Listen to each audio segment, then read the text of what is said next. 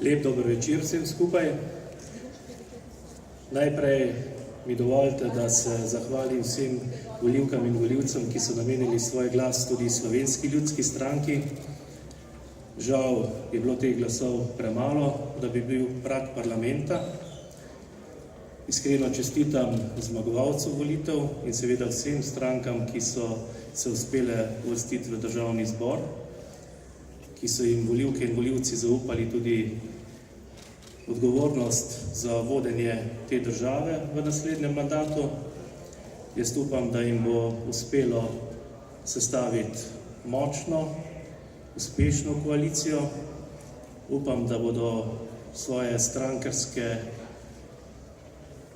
stvari dali v ozadje in dali v ospredje slovensko državo.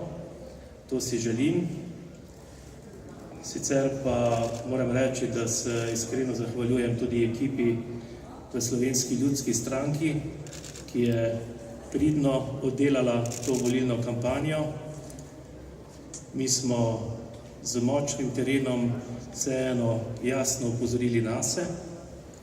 Slovenska ljudska stranka je tudi peljala kampanjo kot kampanjo dobrega gospodarja, tudi če govorimo v finančnem smislu.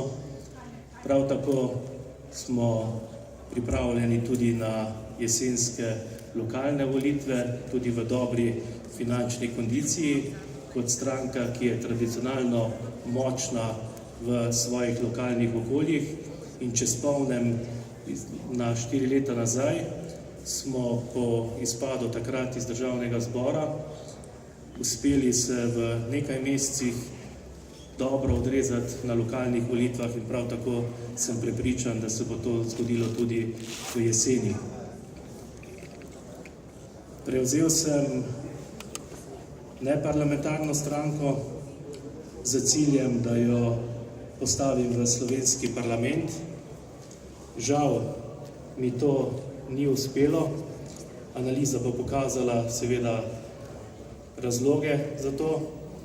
Sam pa seveda, tako kot sem javnosti obljubil, da sem bil večkrat vprašan, povem, da odstopam kot predsednik Slovenske ljudske stranke in bom dal priložnost, da bo nova oseba, ali bo to dama